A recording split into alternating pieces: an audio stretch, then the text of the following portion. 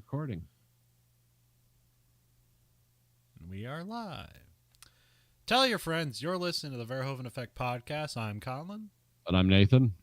And we have another very special episode. We have the 2017 movie Atomic Blonde.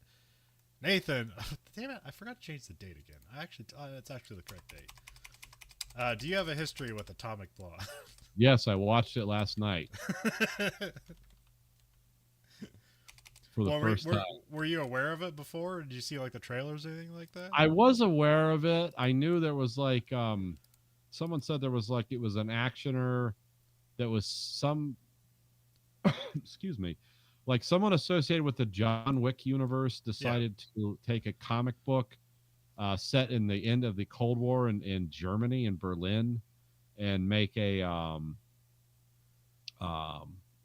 just kind of this John Wick style spy movie out of it with Charlize Theron as the lead. I knew that, and then I just never like followed up on it. So just, no reason, not good or bad. I was just like, oh, okay, that sounds interesting, and then it just kind of shifted. Oh yeah, I saw the trailer. I was like, this looks cool, and then I remember it didn't get great reviews, and then I saw it, and then I was like, well, this is 2/3 of a good movie. The last act doesn't really hold it all together, or it really wants to do some M. Night Shyamalan stuff. It was like, well, wasn't that surprising? It's like, no.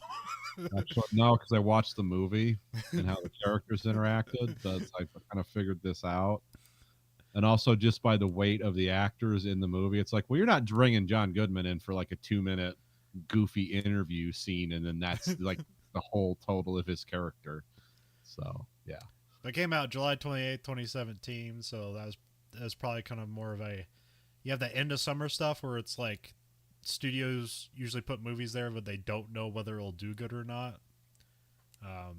So usually you'll either get like a big hit or like nobody will, or everybody thinks it's too weird. I remember like that was another spot like that. Like in August movies are like that a lot. I remember, what was that Neil Blomkamp like, kind of like, Matt Damon movie where like the rich live in space or whatever. Oh, Elysium. Yeah. I remember that being like one of those August movies.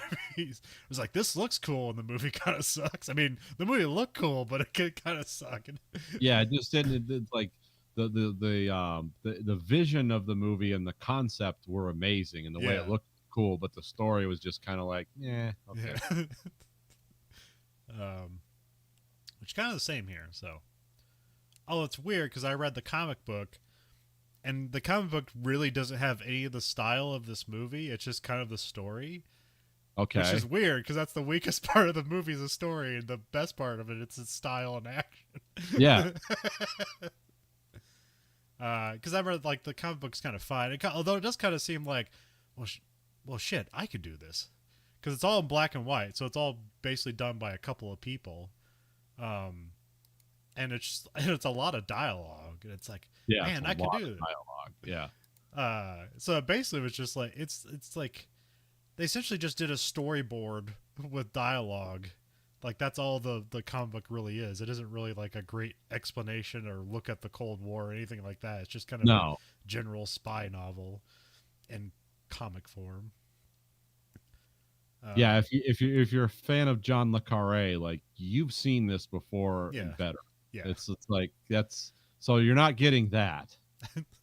What you are getting is a cool like almost 90s reinterpretation of the 80s shot in 2017 with a cool soundtrack that's almost all weighted towards the early 80s, even though this is set in 89. Well, it's also a lot of covers of the 80s tracks too. So it's not even from the time.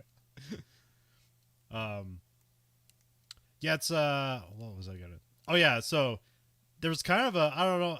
I tried to look it up, and I don't know if I can back this up. But around this time, there was seems to be a resurgence in let's cover the Cold War. Yeah. So in 2015, there's 3 things that pop up looking up at it. So you have the Man from U.N.C.L.E., a remake from Guy Ritchie. The film's fine. I remember getting bored halfway through, but it's like good actors. It's well executed. I just remember not really caring for it. And then you had Spielberg's Bridge of Spies, which came out in 2015. Mm-hmm. And then you had Metal Gear Solid 5, which takes place during like the 80s Cold War era. So that's all 2015. um, and then of course you have this Atomic Blonde, and then there's like later on there was a couple of like chess movies that came out. There's one called like The Coldest Game, which is like chess, and then it becomes a spy thing. I never saw it. Bill Pullman, right? Yes. It's very weird. I've seen it. But there's like another one too. There's a different chess Cold War movie. There's also a movie just called Cold War about like a guy who's trying to. It's like a Polish movie, and he's trying to like win this woman away from, the communist Poland. Yeah, there's been a couple of recent ones too. But that's the stuff I looked up. I mean, you can go back for you. I mean, they've been doing Cold War stuff for others, but I thought this was kind of maybe a little moment here where they had stuff going on for Cold War stuff and seemingly kind of just disappeared. Like maybe there wasn't really a whole lot of interest in it. I'm not sure. Well, I think like for younger people, like some of the Call of Duty franchise. Oh yeah, Call of Duty Cold War came out like 2020. So yeah, I know that like that. Well, they were always like retconning the Cold War and stuff like that in Call of Duty, and they seem to bring that back, which was always like the ludicrous. That was like the age of the Soviet Superman. It's like the fantasies they told us in the 80s about how good the Russians were. Like, no, this made it seem real. But in the video games did it in a cartoonish way. So there was always like, yeah, what if the Soviets were like really sophisticated and smart, not just corrupt and sad? Well, that's what I was like about Metal Gear Solid is it had like the mixture of like the mythos and the reality. Because you have all this like cool equipment and stuff like that, and it's like some of it's made up, and some of it's like, well, no, that was on a drawing board in that time, but nobody made it. And here they just went the extra first, like, oh, somebody made a one-off prototype, and now we can use this magical technology. Yeah. And then it breaks, and that's why we never saw it ever again. Yeah, also looking at that Cold War stuff, I saw a couple of movies I never even saw it because there's one called Phantom with Ed Harris and David Duchovny, but that was like in 2007. But it was like that's a weird one. It's kind of cool. Okay, it's a retelling of that. That stuff. I've talked about it before because it was that book, a total like conspiracy book. I could call it a what if book, not a real book, called Red Star Rogue, about how the KGB was actually had KGB agents on this Russian submarine that was exactly the same as these Chinese submarines that they'd sold them, and they were going to nuke Pearl Harbor in the 60s and make it look like the Chinese did it. So to start a war between China and the United States and leave Russia out of it. And that, yeah, Phantom was kind of something along those lines, but then it became like a spiritual thing and an afterlife thing. It's like, oh, this is weird. Is that the sub that the Glomar Explorer picked up? Yes, that's what they're talking about. It's that okay. K something, I can't remember. Yeah. Because there's always been a lot of conspiracy theories around like, oh, why did we spend all that money trying to recover something that was outdated in the 60s? Like, it's like, oh, because we think they were trying to launch nuclear missiles. The KGB didn't know what the Soviet Navy had done to prevent that from happening, because if you had the codes but not the key, or there was something if you didn't do that we gave it to them, it's like, oh, it would just detonate in the silo, not the nuclear part of it, but the explosives would go off, and it would, to prevent an unsanctioned launch. But you don't know, it's like, yeah, or they were a bunch of idiots and they didn't maintain the submarine right and it just sank. It's like, that's probably sadly more likely what happened. The director is David, was that Leitch? Lights? Where's he from? Oh, I think he's American. He's the stunt guy that did all the John Wick stuff. He directed John Wick. Oh, he's from Kohler, Wisconsin. So yeah, it's David Leitch. He did the Fast and Furious spinoff. He did the recent Bullet Train movie. Okay, is that any good? I haven't seen that. I didn't hear good things. I watched a trailer and like, that looks fun, and then I just don't hear good things. So who knows? He did Deadpool 2. I think before this he was just like a big stunt guy. Like I think he did stunts for like The Matrix or something like that. I'm not sure if that's... Okay, yeah, he has 82 stunt credits. Let's see what they are. Okay, worked on the Bourne franchise, X-Men franchise. He's got a lot here, so he kind of worked on everything. The Underworld franchise, V for Vendetta, Mr. and Mrs. Smith. Oh, he worked on Constantine. That's a movie we did. Okay. Yeah, okay, yeah, he worked on The Matrix. Okay. So, yeah, he was a stunt guy for The Matrix movies. Let me go to 99 if he did. Because it has a Matrix Reloaded, but I don't see the original Matrix. Okay, yeah, it looks like he came in on the... I did Fight Club. He was Brad Pitt's stunt double. Oh, okay. Well, that makes sense. I can see that. Now he's directing movies. See, you can make it. Yeah. Keep believing in yourself. So anyways, that's probably why the action in this movie is so good. Because they get a stunt guy directing it. Yeah, the story might not make sense, but the action is excellent. Like, did you ever see that Extraction movie, the Netflix one? Yes. That's, fantastic action. I don't remember a lick of the story other than he's got to get somebody somewhere. I don't know what somewhere. they're doing, but like a lot of people are going to die. I'm sure that's going to happen. So it's like, okay, I know what I'm getting. Let's see here. The director of photography is Jonathan Sela, who he just kind of worked with this guy a lot. I don't know who this is. I only heard. Probably there's a musician called Doja Cat, and I only learned about her like today because of a tweet. I don't even know who she is. She's some musician I'm probably supposed to know because she's probably gigantic in the world, and I don't even know. Yeah, I'm sure it's. But yeah, like the cinematographer worked with this guy a lot, so he did all John Wick movies. It looks like he worked on A Good Day to Die Hard. Okay. Worked on the Max Payne movie. Does a lot of music videos because like this movie looks good. So yeah, this guy seems like he's a music video guy that came over shoot movies. That makes sense.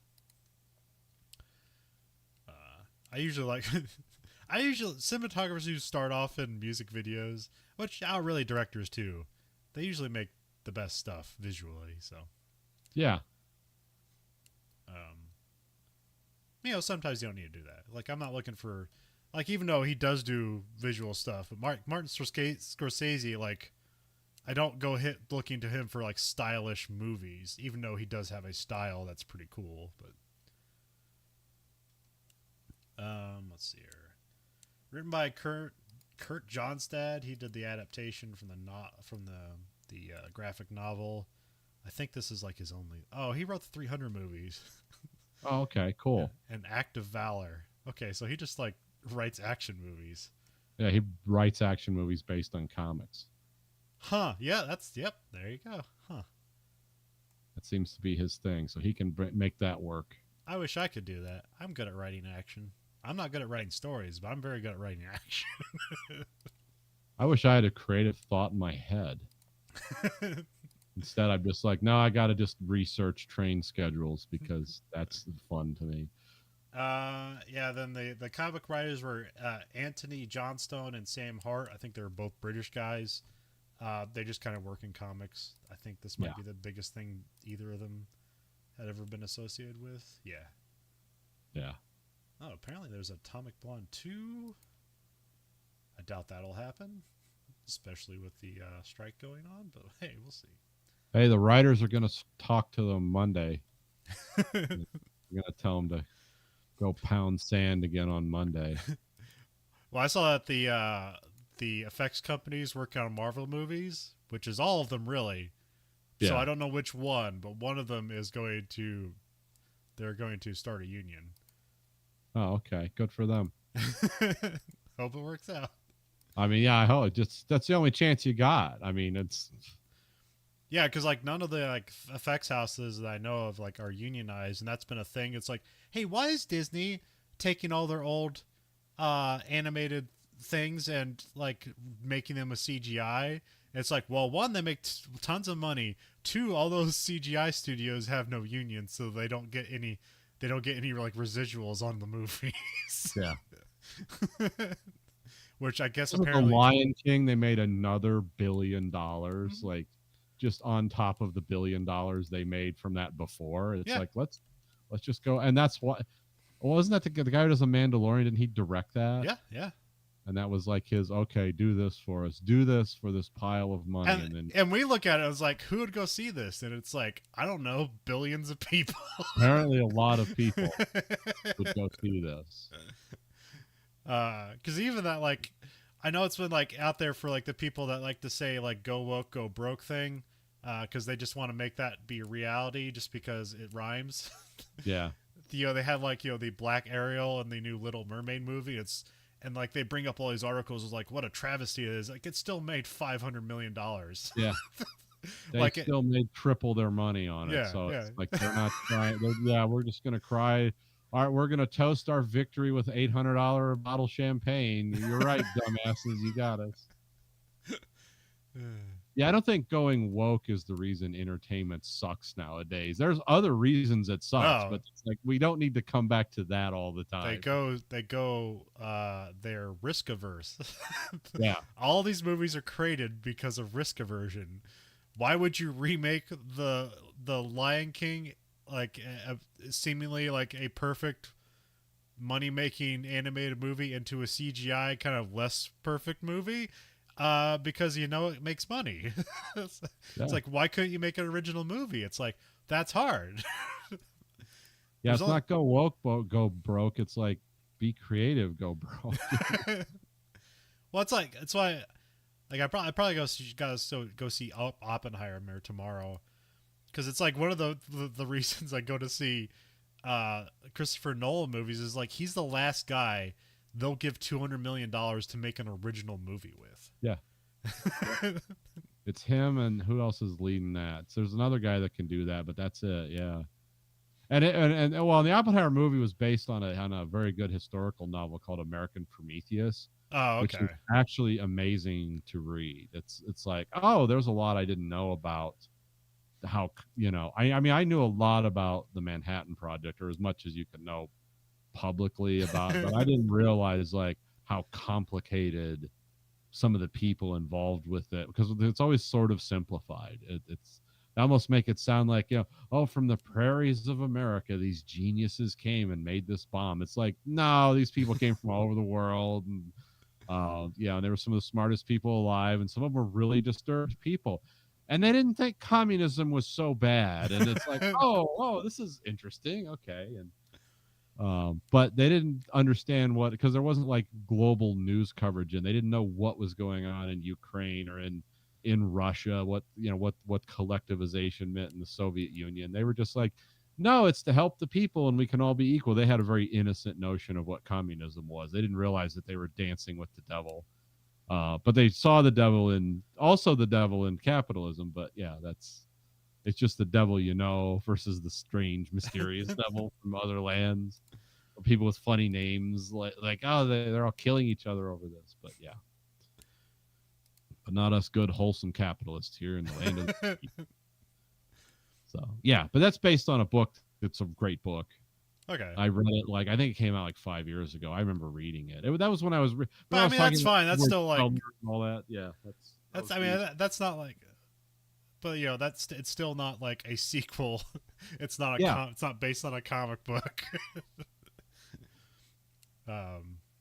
No, for all intents and purposes, for the amount of money it's made, 90% of the people that have seen that movie know nothing about that book and never had read it before. Yeah, I had, and Grayson had, and we still love the movie. We're like, we got a lot out of it. Because Grayson liked the more esoteric stuff. Because he's like, well, I know about the Manhattan Project, like the nuts and bolts. He's like, I like the story about the people, which is what that mostly is. I read the Richard Feynman book, which has a couple chapters about him working on the Manhattan Project, but that's more of like a funny physicist book. Yeah. Which I'm not sure if they have him in the movie, because I don't think he was he worked on the calculations of at what point they should explode the bomb to get a better rebound of the energy to make more destruction happen. He was the old shockwave lens guy. Okay, yeah. I think I wrote the same book. I think you told me to read that book. Yeah. No, I don't know. The only guy who featured in this was Teller. because he was like the rebel of the Manhattan Project, because he was like, he didn't want to do, because the thing was is like Oppenheimer was good at like organizing scientists. That was kind of his thing. Like, I need this group to do this group to do that, this, and he was good at that. And Teller was like, I just want to work in pure theory. It's like, well, no, we need you to work on the one part of the explosive. He's like, well, I got distracted by the math I was doing, and I can't do that. I don't want to do that anymore. So you have someone else do it, because Teller famously didn't get along with a lot of people because he was always living in these abstract universes of quantum physics, and of course he was the guy who, like, you know, because the hydrogen bomb is called the Teller-Ullram fusion device. I mean, that's the real name of it. Huh. It's like, yeah, him and the other guy figured out, like, oh, if you introduce tritium into this nuclear blast, it's hundreds of times more powerful. And he knew about that. He was theorizing about that back when they were doing the Manhattan Project. And Oppenheimer later was like, keep that genie in the bottle. We don't need these things to be hundreds of times more powerful. All right, we're already killing enough people. But no, Teller did it. He's like, no, we must be more powerful. Because ego. And Teller was also one of the last things he did before he died was sold Reagan on Star Wars. Like, we can do this. The math is possible. It's like, yeah, we're gonna run out of money, but okay. Yeah, the book I read about back to original ideas. Yeah. Well, the book I read about Richard Feynman is called Surely You're Joking, Mr. Feynman, which is just his kind of wacky adventures in physics, and part of that is working on the Manhattan Project and him breaking into cabinets and stuff like that to test the security of what's going on. It's like, well, does anybody care? It's like, oh, we care a lot, but yeah, they'll actually shoot you if you're not smart enough. Like, if you're not critical, they will kill you. But yeah, they care. And he has like a funny trick in there and how you can do like large numbers of you can find large numbers to the square root, but very specific numbers. I forget how to do it, but it's kind of funny because you'll just like ask people like, all right, tell me you want the square root of something, but you organize it so they can only ask a specific kind of numbers. It's like doing a card force, but with math. Yeah, okay. Yeah. It's fun because you don't. It's like, it's because you don't need to know. It's basically you just need to like move the numbers around your head. You don't really need to do any math. It's just kind of a fun little trick. It's pin setting. It's like code. It's like early form code breaking. It's just like, oh, you're saying this. That's a numeric anagram for this. So 4.3169. But you're not doing the calculations. Yeah. You're just doing a number anagram. Yeah. So the cast for Atomic Blonde. Oh yeah, I guess I should say the I forget what it's called. The graphic novel I believe is called The Coldest Day. City. It's Coldest City. That's right. And I think there's a prequel called like The Coldest Winter or something like that. Yeah, it's set in 1981. Okay. Which was like what some people, and I like this term. See, this is the end of the Cold War, but 1979 through 1984 is what they call the height of the end of the Cold War. Like it's like the because you had the 60s Cold War kind of ended with the Cuban Missile Crisis. Like that was the epoch of like, we almost did it. And then you get through the 70s was kind of that was like the American economic malaise, where they thought, well, America's out of the game, and Russia was swimming on oil profits because of the oil crisis. And we got Vietnam going on in the 60s. So yeah. So there was a lot of things going on with America. So that's like the 70s is kind of the malaise period of America. And then the 80s, when Reagan's in power, all the science that the Soviets had been doing through the 70s was now paying dividends, and they were going to crush America with one fatal stroke because of superior technology. And so that was like the early 80s is considered like the second epoch of the Cold War. And then it just fizzled out and died with what we see here. Of course, the cast is Charlize Theron, James McAvoy, and John Goodman, and a bunch more people that we'll talk about. And Toby Jones, who has to play a British intelligence agent whenever. Like, we need a British intelligence agent, get Toby Jones. I mean, he's literally in here for 5 minutes. But we need something who either seems to be evil or too dorky to be evil. It's like he's kind of both. It's like, yeah. You don't know if he's a demon or he's just a dorky man that's British. I liked him in Captain America when he was like the evil scientist. It's like he seems completely out of place because you have Captain America and the Red Skull, who's just a psycho, and this is like his little wizard, and it's like, is this guy gonna live? But yeah, that was. But yeah, I always see that guy. He's a very distinct looking man, and it's like, yep, he's a British agent because he was also in the remaking Tinker Tailor Soldier Spy. Oh yeah. Yeah, which I would have listed that too, but that came out like 2007 or 2010, so I was kind of like moving like to 2015 forward for like that wave of Cold War movies. But yeah, I mean, no, the John le Carré, the circus novels, and those are the best Cold War spy movies. I mean, it's all MI6. It's not like as much CIA, but I like those because those are like, well, because John le Carré actually worked in that business, and it's like, it's, if there's going to be a reality to that world that we can get close to, that seems like it. And then my favorite like American CIA spy novel is of course Charlie Wilson's War, because that's exactly what we're like.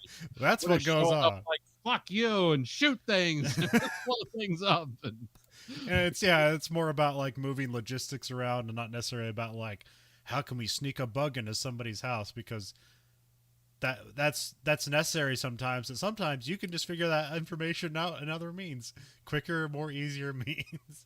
Yeah, Charlie Wilson's War makes logistics seem more important than fieldcraft. Yeah. And then as you follow the story, you realize, oh yeah, it actually is. It's like, that's how you win the war. You don't have a watch that shoots a laser out of it.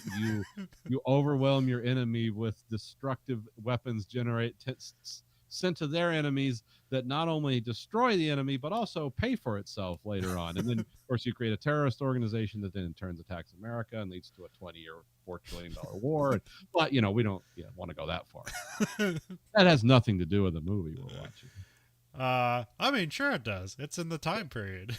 Yeah, it is. Actually, it is the same time period. So we have Act 1. We got digital green titles. We got Reagan saying, "Tear down this wall." Yep. But they kind of like spray painted out and was like, this is not that story. I forget. I didn't pause. I had a time crunch here, so I didn't pause this movie at all. So I was writing a lot on the fly. So Nathan, you'll have to back me up for things I forgot. Okay. We get Blue Monday plays. Here's just a regular version of it. There are a lot of songs from the 80s, and there are also a lot of remixes that weren't created in the 80s in this movie. A lot of German remixes of these 80s songs that weren't created in the 80s. Yeah. Some 80s German songs that have a remix to them. Yeah, this movie's just kind of a remix in itself, so yeah. Yeah, this movie's a blending of styles because it has the spray paint titles. Yeah, it's neon and graffiti spray paint. So it's like, it's a mixture. Yeah, so yeah, it's a mixture of things. I see that as an homage to its comic book origins, perhaps. I don't know. No, or it's about the graffiti that's going on in East Germany because everyone's sick of the East Germans and the communists and the Berlin Wall's coming down. I don't know what it represents. Well, like the comic, like it's not in color, so it doesn't have any of these like cool kind of like style to it. It's very straightforward. Oh, it's just a black and white comic? Yes. Oh, cool. Actually, that works with this, but okay. I haven't read the comic. It's stylish, but it's very simplistic. Well, yeah, East Germany at that time was a very black and white and gray place, so that kind of works. But I mean, like a lot of the scenes aren't like, it's not pulling the camera out. It's just two people talking, and then it's just all about like who did this and who did this. Well, who has this? It's just spycraft stuff. And just kind of, neat visuals, but not like the visuals in this movie are cooler than what they are in the comic book. Also, like the main protagonist isn't like this really hot blonde chick. She's just like a regular British lady who worked in spycraft. Yeah. And they don't have these long, like the big action scene, like in the comic book is like when she goes after the sniper and it's just one guy and she kind of tackles him over a railing and he falls to his death. And there's just one guy in that fight. Yeah. And that's the biggest action scene in the comic book. So not even like the action was inspired the movie. The movie brought it to itself. So the comic book wasn't like, what if she was like the lady from the Matrix? Like, well, even here, like all the action's done very realistically. Like, yeah, she's not a superwoman. She's just No, clever. but there's also a lot of like, when the cops are coming into the apartment where she's like sneaking around looking for stuff. Yeah. It's like that's very reminiscent of the opening scene of the first Matrix. It's like, oh, she's gonna beat them all up. Now she's not gonna do it with gravity defying. Well, I'm really operating in a computer program, so I can kind of bend physics. No, it's very practical. It's and this is one of those movies where there is no such thing as a concussion. Like people can be beat on savagely in the head and never pass out. No one loses an eye, even though they probably should. One guy loses an eye, definitely. Yeah. Well, one guy gets shot in the eye, another guy gets stabbed in the eye, but he kind of still comes back. Like even by the end of the movie, he's probably still lingering around somewhere. Yeah, he might be okay. One guy is made into a key holder. That's the same guy. He gets his eye stabbed out. So yeah, that's the guy in this movie who's like, he's like a porcupine for. But they did. I mean, they even open. We'll get to it, but like, so it's Berlin, November 1989. A guy's running away from a car, and then he's like hopping through a fence, and then he gets hit by presumably a different car, but I actually don't know. Or maybe it just snuck around and hit him. And then the car like pins him against another car, and then he backs up again, and basically like his legs are broken. He just kind of falls to the ground. You hear him say something like, another guy comes out and he says like, I blame Satchel, which we don't know what that means. And then here Bakhtin, which I think he's a Russian KGB guy. Yeah. And we find out this guy is Gascoigne. He shoots Gascoigne in the head, takes his watch, and dumps his body in a river. And this is Which, by the way, take it from someone who's been at the scene of a few gory accidents where people get hit by cars like that. You're not putting that guy's hips anywhere near your head to throw him in the river, because that guy shit his pants if you hit him like that.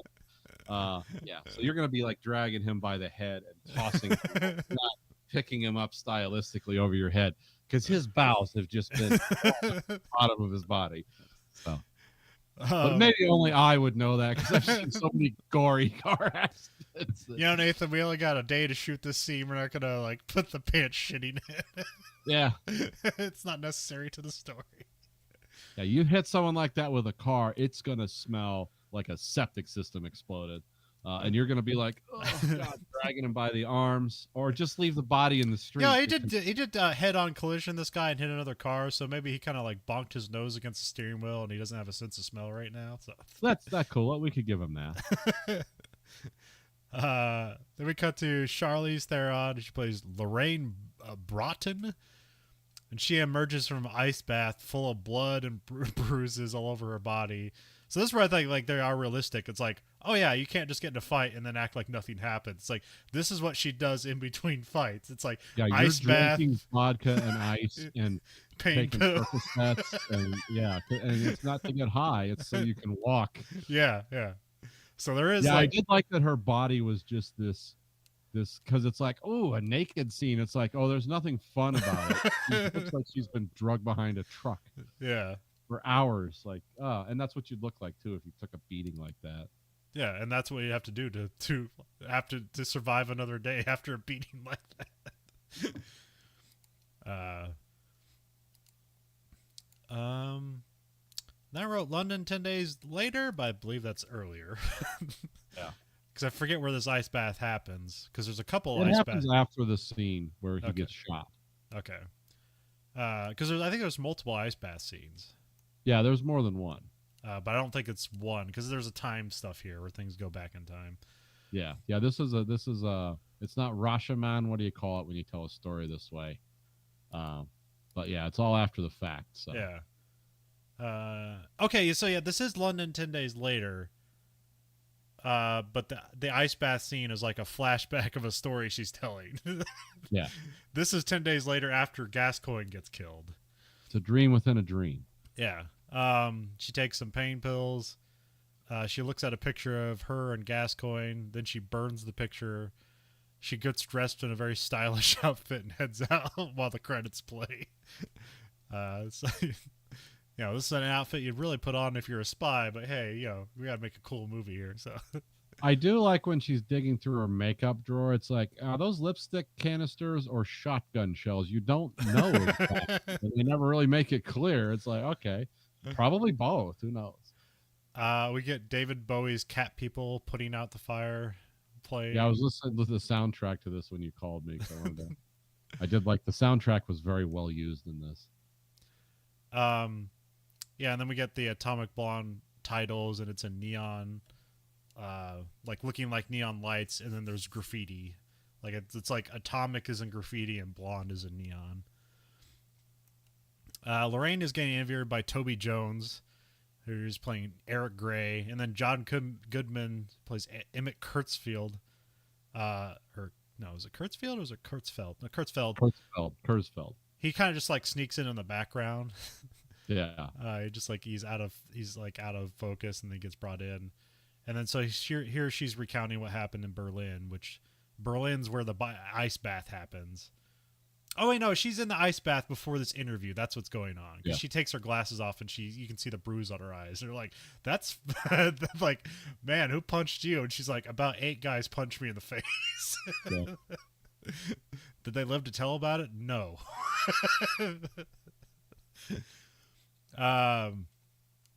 We make titles, and it says the beginning, which this is like we're going into the flashback. So we're going to be jumping in and out of flashbacks here. So I'm probably going to forget where I am. Just know the whole time there's an interrogation scene going on, and there's the movie in Berlin. So London's the interrogation, and Berlin's where the main part of the movie happens. We get well in this flashback we're still in Britain because Lorraine's being recruited because she knows who she knows Gascoigne, so they just want her to go in and get the body, but that's just an excuse to put her in there to find this list. There's a magical list of all the world's known spies, like all of them. The old knock list from Mission Impossible. Sounds like the worst thing to actually keep around. It's like, let's put this in one place. It's like, yeah, it's a good idea. But it's a great like spy story motivation story, Pete. A great, what do they call that, MacGuffin? Yeah. It's the best MacGuffin. Well, I guess what makes that interesting for this time period is like Lorraine's not the person they really want to put in there. She's kind of like out of the business, and that's why they use her. At least in the comic book, it's like, you've been out of the system for a while. They're not going to know who you are, but you have some of the skills, so we're just going to throw you in there with no backup. That's why they use her. Because like nobody's really excited to get this list because it's like the wall's coming down. Who cares? And then like, of course, some of these forward-looking, spy guys are like, oh, because if the wall goes down and Russia collapses, that doesn't mean there's not going to be spycraft anymore. It's just going to be a different kind of spycraft, and we're still going to need all those assets. So yeah, here we have got another name called Spyglass. He's like a Stasi agent, and he's rumored to have the list with all the world spies on it. In between here, we cut to Percival. David Percival, he's played by James McAvoy. He's a British agent in Berlin. He's selling contraband to I wrote Soviets, but I guess they'd just be like East Germans or whatever. Yeah. Yeah, the old Stasi. Shield and sword of the party. It's the most fascinating communist spy organization ever existed. The German, what's it called? Stasi. It's one of those weird German acronyms because it's taking letters from the beginning and the middle of the word. Oh, okay. In English, it's Ministry for State Security. In German, and I'm going to mangle this, and you're going to hate that. But, Yeah. It's like Ministerium für Stasi's Heart or something. So they just shortened it to mean Stasi. So that's yeah. They were an amazing organization. Yeah, because it's still like German, so it's all about like engineering and like keeping things in order, and like, well, we're under the Russians' thumb, but they have some good stuff, but we want to improve upon it. So it's like, well, we'll take this stuff from you, but we'll also make it better, and we also don't want anything to do with you, but we do like the support. I know the Stasi, they were like, oh, the KGB, they're baboons, but they have all the money. I don't know, because I think there's a thing in a comic. I don't know if it's real because I probably would see this on Forgotten Weapons by now. But did the Stasi make their own weapons at all? Did they have like their own version of a Makarov or something like that? Yes, they had their own. The Germans kind of took some of the Russian stuff and tried to make it better, just more reliable for for anything else. And they were interested in like because you got to remember they were in the capital of their country with the capital of a hostile nation also in the same place. So they could they needed like silent weapons and things like that. And the stuff the Russians gave them it was like giving a potato smasher to, it didn't do any good.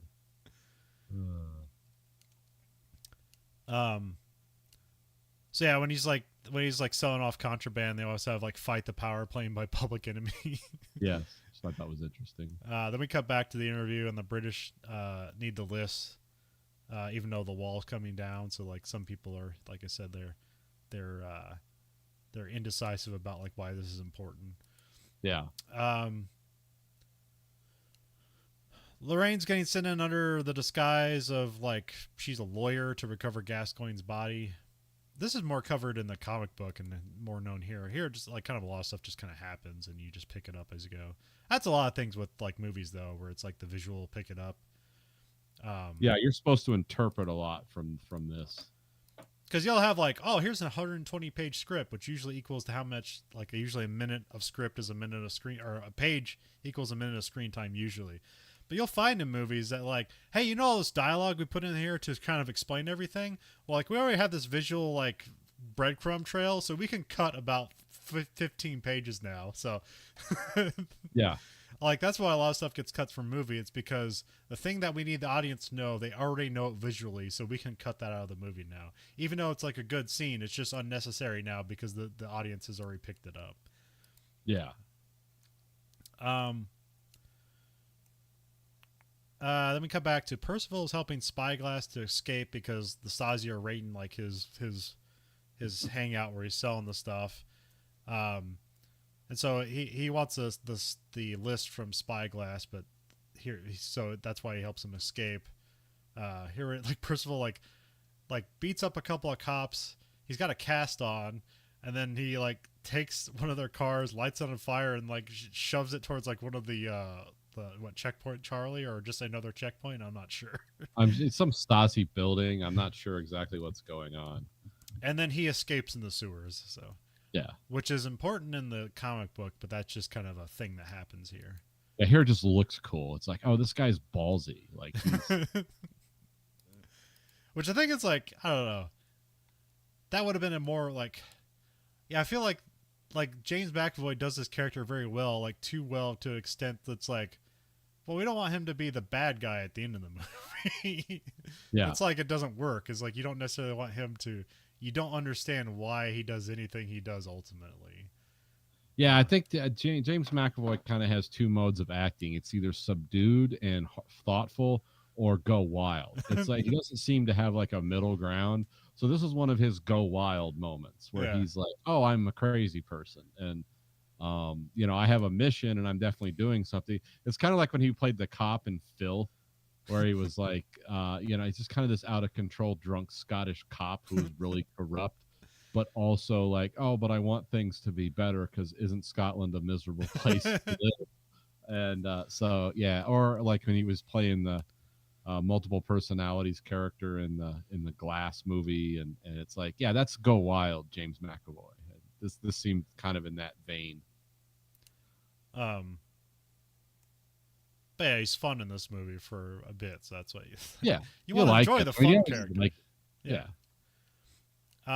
He's a guy who doesn't shower regularly and hung over a lot. But yeah, it is mentioned in like the briefing when they're talking with Lorraine that like he's gone native, meaning that like not necessarily like, oh, he's a Russian agent now or he's gone over to the Stasi. It's that like he enjoys where he is too much to go anywhere else. Yeah. Like he enjoys being on the fringe and like kind of fighting against the Stasi, and he enjoys it too much that he doesn't want to go home anymore because this is his home. So. Yeah, which that's kind of his only character explanation is like, well, if this all falls down, what do I do? And he doesn't know what he wants to do. Yeah, he likes to fight the power, or at least fight the power that he is opposed to, and he likes the chaos of East Berlin underground and the danger of it all. Yeah, because it was really dangerous to oppose the East German government at this time. I mean, there was no rules. I mean, you've seen the lives of others. I mean, that's how those people operated. I mean, they were a lot more stick in the mud, pain in the ass bureaucrat spies, maybe. Now, the KGB just let's kill people. But Stasi were more results driven, but they still would use any method that, they could justify. Well, yeah, if they killed somebody, they'd have to have a paper trail for it. Yeah. So that's what they did. They didn't necessarily kill as many people as the Russians did because we like to keep records. Yeah. Yeah, and the East Germans had a strong resistance what would you call that? Institutional resistance to the Soviet Union, because they had, I remember, of course, back to Chernobyl, there was some nuclear power plants in East Germany that were pretty well ran by the East Germans using Russian tech. And they were like, well, we need to send you to Chernobyl to clean up this mess. And they're like, no, just shoot me now. Because we know what you've done there. We know how dangerous it is. I would rather die in my own country than die there. And they're like, what? You can't say this. It's like, yeah, I can. I don't care anymore. I'm not going to go die because people are cretins and you've done something dangerous and stupid that we've warned you about for years. And you didn't listen. You know how the Germans get. They're like, oh, you're fools. We've been sending you memos about what fools you are for years, and you haven't read any of them. So, but I have that being the end of Act 1 because we are like, okay, there's a knock list out there, and we got to go get it, and presumably Spyglass has it. There's also a dead British spy. Yeah. So we have Act 2. We got Lorraine is on a plane over to Berlin. Percival wakes up in bed with a couple of naked ladies, and he's kind of tied to the bed too, but he gets out of that. This is in West Berlin. I forget what the song is. I wrote a German version of London Falling, but I don't think it's not London Falling. What's that one? It's like London Falling. Do you know that song? It's Major Tom. It's the Peter Schilling version of Major Tom. Okay. The original German one before David Bowie covered it. Okay. Yeah. So the most famous version is a cover. Yeah, the Major Tom version is in German. Oh, okay. I did not know that. Okay. Yeah, you should listen to it. You'd understand it. So for me, it's it's something I read about in World War II. Well, I didn't remember that. I don't. I guess I always remember the part of Major Tom being like Major Tom the ground. I don't remember the part of it, but I guess I forgot. Chauffeur picks up Lorraine at the airport. It sounds beautiful in German. Sometimes sung German is beautiful, weirdly enough. It's that's kind of cool. Sometimes it's frightening too.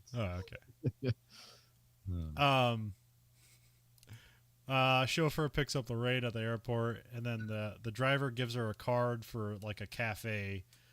And then there's another guy in the back seat. She sees a gun. And I guess you must see a Makarov or something, so I guess this is why she immediately becomes suspicious. Oh, I think these are Russian KGB guys, not Stasi, Soviets or whatever. So she starts attacking the guy in the car. There's a Porsche giving chase, but it's tinted windows, so we don't know who it is.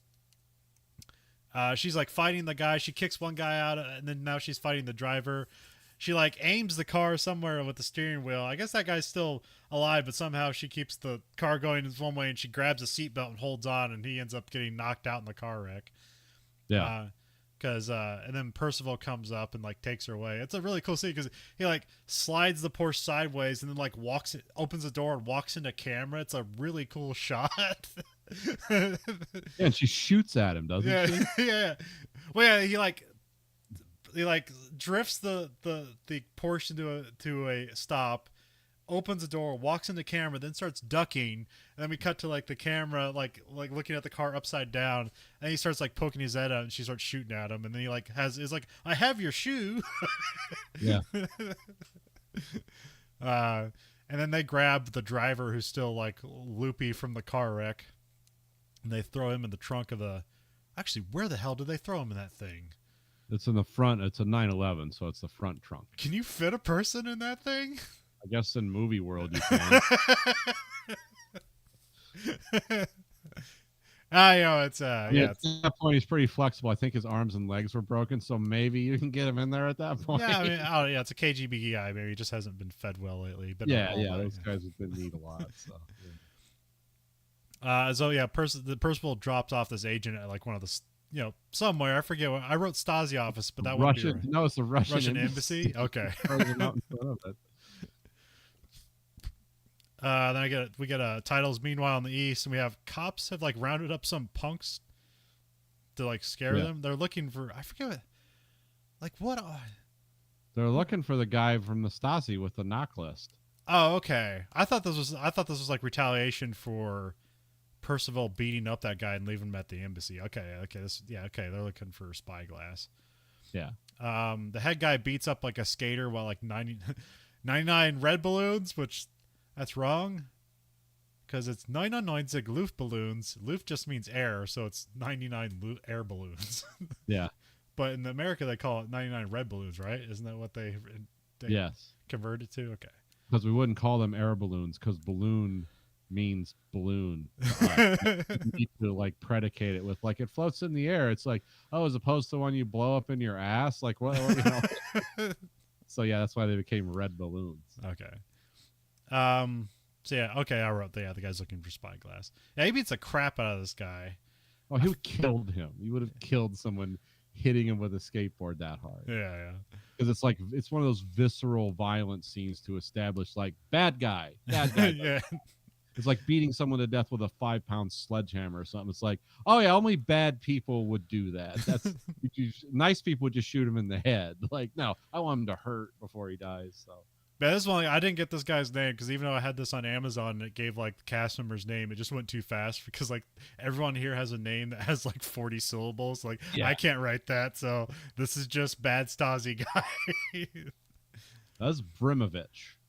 Oh, is that Brimovich? Okay. Yeah, it's KGB guy. Yeah, he's working with the Stasi. Oh, okay. Uniform guy, but that's Alexander Brimovich. Okay, I did write Brimovich now. For some reason, I thought this was like a different. Okay, all right. It's hard to keep. This movie's like really talks a lot, and then like, oh, they're talking a lot. They're setting up scenes, and it's like they don't deliver. It's like, oh, okay, cool.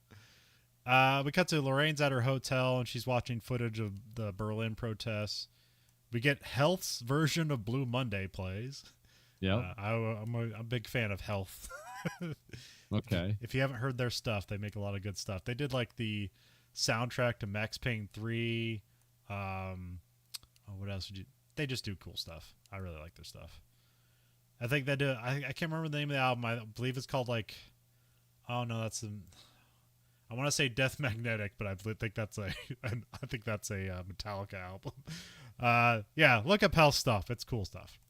Okay. Lorraine is picking up Gascoigne's body, and she's getting tailed by Sofia Botella, who's playing. That's the actor's name.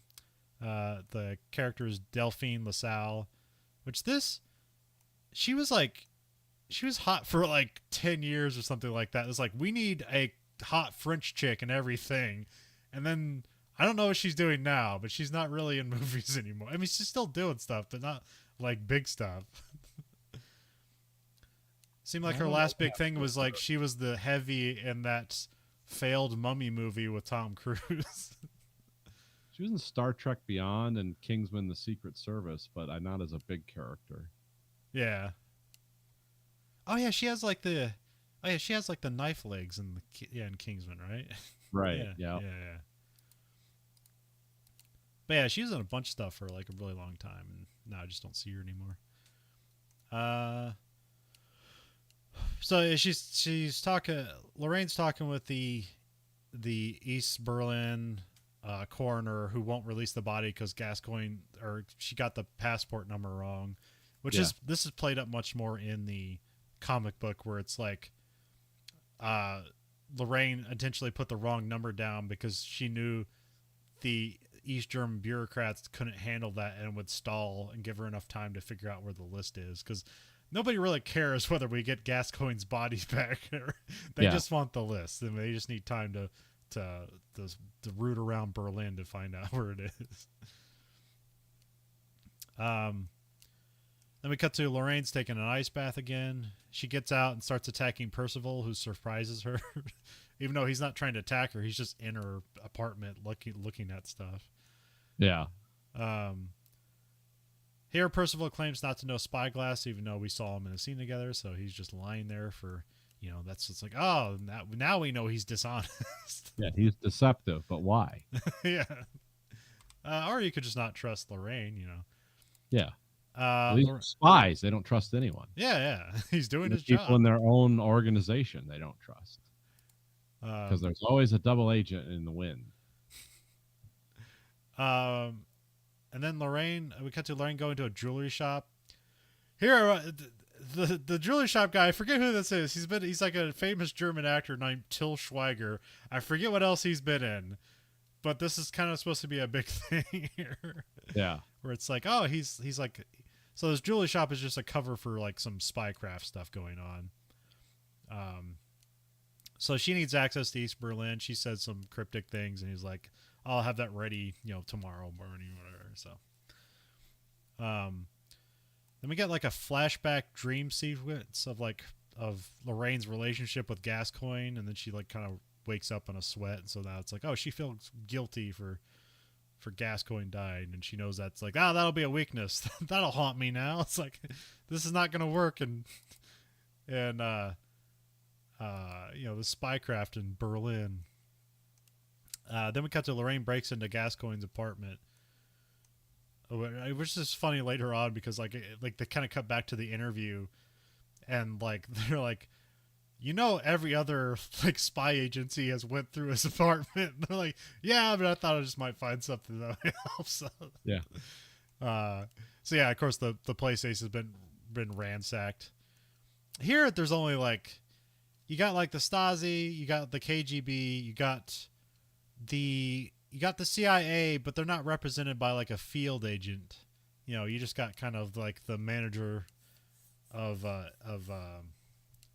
the John Goodman character. I forget his name. Yeah. And then you got the French agent, but like in the comic book, they talk about like, oh, everybody's here. There's Italian agents, there's French agents, there's Spanish agents. Everybody's here. Yeah. And there's also mention of a double agent called Satchel, who they don't know who the identity of it is. But she finds a picture of Gascoigne and Percival, so like, oh, they knew each other. Like, in the picture's like of them hunting a rabbit or something like that. Yeah. Which I don't know if that has any deeper meaning or anything.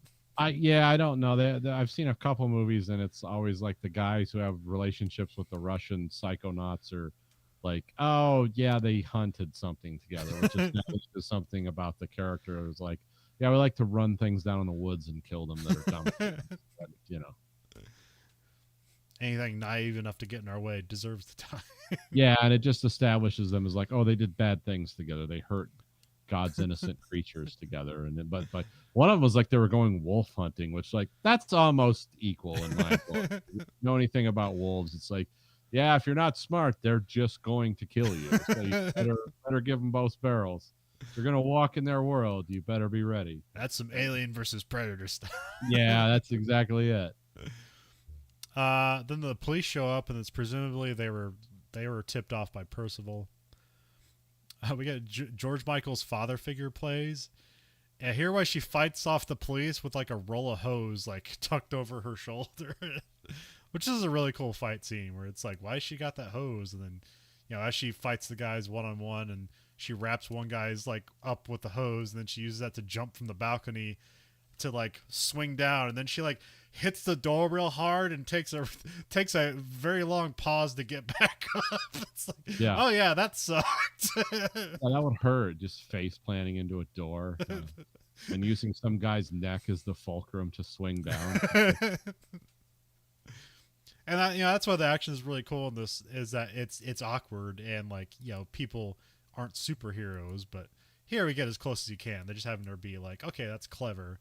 And they do have her like, she gets off, dusts herself off, and tries to walk away like nothing happened, but then there's a couple more guys down there. And I don't understand this. She like puts like her like she has like turtleneck up to block her face to fight the guys, presumably I guess to like hide her identity, and then she beats the guys up, puts it down, and walks away. Like, I don't know, I guess that was just to look cool. There was like no point to it, but yeah, she's not continuing the um. Then we cut to the apartment where Lorraine is like putting a wire on over lingerie. Yeah, I guess you got Charlize Theron. You might as well have her be sexy and everything. So yeah. She goes to Percival's. It's like a warehouse full of contraband that he's just like selling around and getting information with and everything. He's even like, "Do you want some blue jeans?" Yeah.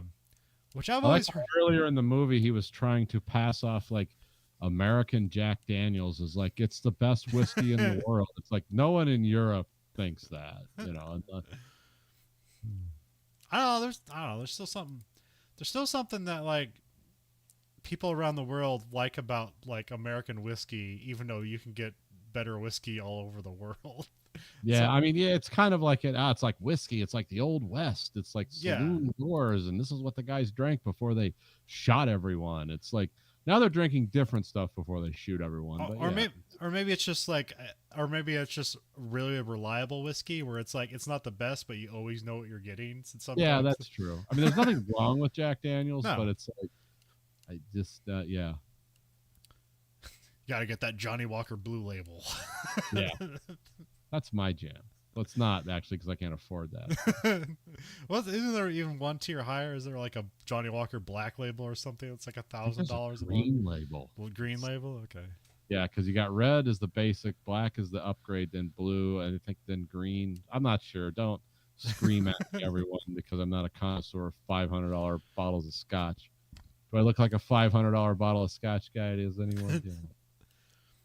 But yeah, I've always heard tale of the blue jean thing, which I don't necessarily get. Of like people, I've heard tale of like multiple tales of like exchange students coming to America and then just like buying all the blue jeans they can get. Because I don't know why, like they're made better or they just couldn't get them in Europe for some reason. I don't know what it is. There was just something about blue jeans and Europeans. I think denim was kind of a unique textile to the American South because there's a lot of cotton down there, which it's like the Civil War and stuff. But yeah, I don't, and I think like we have like a lot of crazy brand recognition over here. We did it at that time more maybe than now, but yeah, because at one time it's like, oh yeah, to get American stuff, especially like blue jeans, like that's all Americana culture stuff. Yeah, all the cool people in movies wore blue jeans, you know, in the 50s, and then cowboys, and it's like, so that must be something, you know, like that. But it's also as a lot of people in Eastern Europe and Balkanized countries loved it because it was just probably a quality product that was practical too. They just didn't have access to that. I don't care if it was an Adidas jumper or a pair of Levi's blue jeans. If you lived in East Germany, you didn't have access to that, and you couldn't wear it publicly because it's like, where did you get that? Yeah. That's against the party, you know, or whatever. So yeah, I thought it was fun. They had the IndyCar race last week in Nashville, Tennessee. So like a lot of IndyCars, it's like foreign guys, and so they have like all these like kind of like cowboy boots and like, you know, Stetson hat shops there where they make like custom stuff, and like it looks awesome, and like these, you know, these guys are spending like $3,000 on a hat and stuff like that. It's like, that's a cool hat, man. This French cowboy looks more American than me. This is crazy. Why is that? It's like, well, he has $5,000 to spend on a pair of boots. Oh, okay. Which I guess I didn't learn till like, I don't know, like 2 years ago what the actual practicality of a cowboy boot was. Because I'm like, why do people wear these? And it's because like the thing is, there's no laces on it, and so like if you fall off your horse, your shoe, you don't get caught in your shoe that's stuck to the horse. It gets pulled off, so you don't get dragged with your horse. And so it's like, well, I also see because it always looked like it's uncomfortable or weird to walk around in, like you're walking in high heels or something, But I guess it's also just like, hey man, you just slip those on. You don't got to tie your shoes or anything like that. So. It comes from Spain. That's where they invented those. That's like it's from Spain. It was like something that became American later. Yeah. But it's like, yeah, it's just a pair of like, well, because you got to remember at one time, like making shoes, like Oh, they weren't punching a lot of little holes in leather to tie up laces, because those are just failure points. Yeah. It's like it's only later with like metal rivets and stuff that you could actually make lace up shoes. Because before you had to make stuff that just slid on and fit well, and that you could walk for miles and miles in if you had to. Now everything's like it's like designed by computers with all kinds of, you know. Yeah, but like a cowboy boat's still a thing, and it's like these guys aren't riding horses; they're hopping in their truck. No, I'm like, just... and for every cowboy boot thing I've seen, I was like, that would seem like I would just make driving your truck harder rather than easier. But whatever, I guess you gotta live the style. So yeah, I don't know. Like I said, I'm a Midwest sneakers guy, or work boots. I can't even do work boots anymore. They hurt my feet. So, so I always learned that Percival's been at the station for 10 years, and wrote like Gone Native, which basically means he just enjoys being a sort of a recluse in this area. I mean, he's apparently do good enough work that they keep him there, so he's feeding the British some information that they need. Oh, he's a mad lad, yeah, but he's doing good work for him. Because apparently his job for MI6 is to sow chaos and spy if possible. Yeah. Which seems like an anachronistic thing for a spy. It's like, oh, be a chaotic figure. It's like, no, if you're a spy, you're supposed to be an invisible figure, but okay, whatever. Then we cut to Lorraine goes to the cafe that she got from the guys that picked her up at the airport. And here she talks to Alexander Bremovich. We also got Don't Turn Around. I can't remember what the song's called, but it's like the commissar's in town. But it's like the German version of it? Yeah. Okay. It's a different version of it. It's basically the guys from Falco and somebody else covered it. Okay. Oh, is this another German original got covered? Okay. Yeah. I didn't even know about most of that stuff. So, Delphine shows up saying that like, three's a crowd and basically like dismisses Alex out of there. I don't know why he'd be scared of her, but whatever. Because I don't even know what Brimovich was necessarily doing there.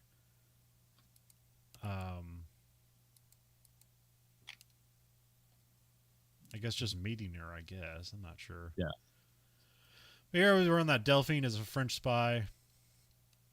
I'm not sure yet. Did you get my text? No. Oh, okay. Sorry. Yeah, I was wondering. We're kind of up against the clock here, so I got to be done by 8:30. Sorry. Okay, so we just got to do this in 7 minutes. Yeah, I'm sorry. I thought you got my text. I wanted to like not say it on the show, but when did you send the text? I don't know. 7:30, I think, or something. Maybe 8. I'm not sure.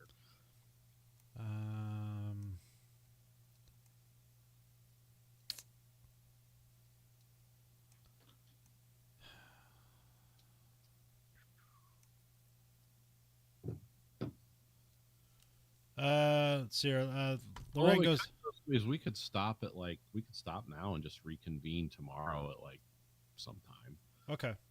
Would that work? Yeah, that's fine. I can just stop the recording and then like I don't know, like noon or something tomorrow we can get together and just shoot another hour. Yeah. Because we really got about an hour left, but I got wrapped up in a time thing here. That's fine. All right. So I'm going to stop recording then. Yeah. Okay. And I'm not even going to send you files or anything. No, just